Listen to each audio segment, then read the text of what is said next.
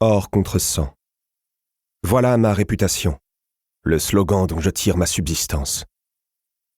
Le marchand compte lentement les mânes d'or, ses mains gantées tremblent chaque fois qu'une pièce atterrit dans sa paume. S'il est un peu plus grand que moi, mes épaules sont 2 fois plus larges.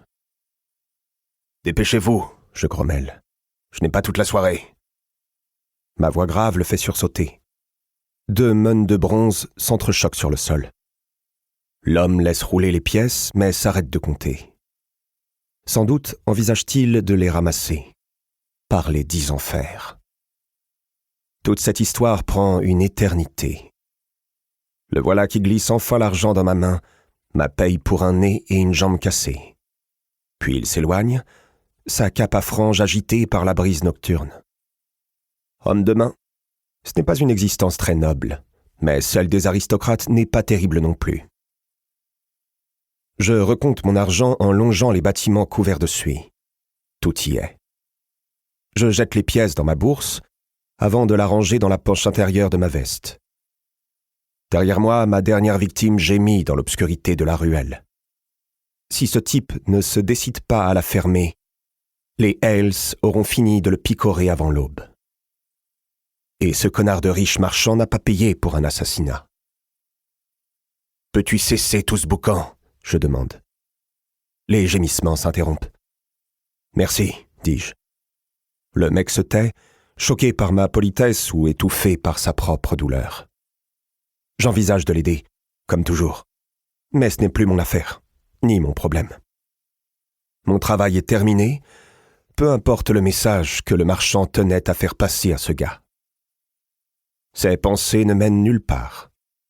Et moi, j'ai justement un endroit où aller. Je souffle un peu d'air chaud dans mes paumes noueuses. Putain de froid. Le givre scintille sur le pavé. Les égouts à ciel ouvert ont déjà commencé à geler. Les arbres qui agrémentent cette ville exiguë sont dénudés depuis des lustres. L'hiver arrive très vite à Ombrie. La mort aussi. Je ferais mieux de m'offrir une paire de gants bien chauds, mais mon estomac se retourne à l'idée de dépenser ne serait-ce qu'un seul mâne d'argent. Chaque pièce compte, et de toute façon, tous ces trucs chics ne sont pas pour moi.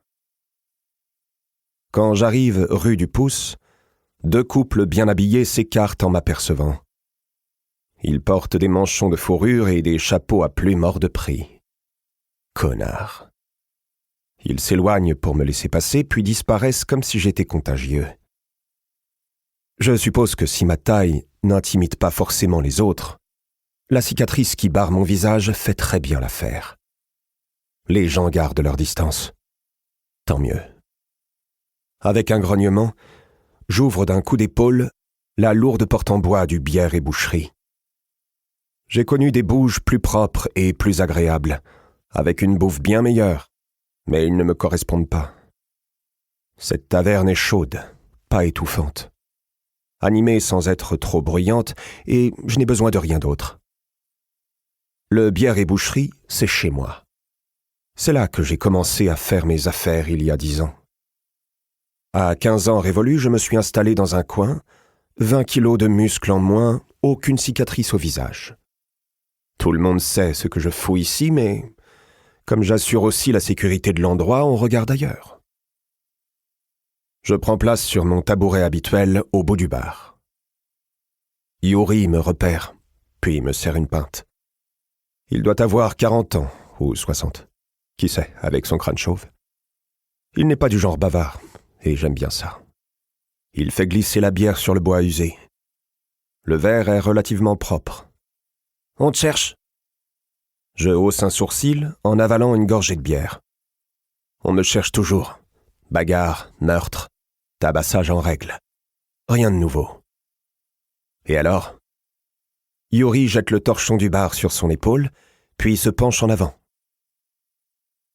Pour continuer à écouter ce livre audio gratuitement, cliquez sur le lien dans la description et vous pourrez l'écouter en entier sans frais grâce à l'essai de 30 jours d'Audible.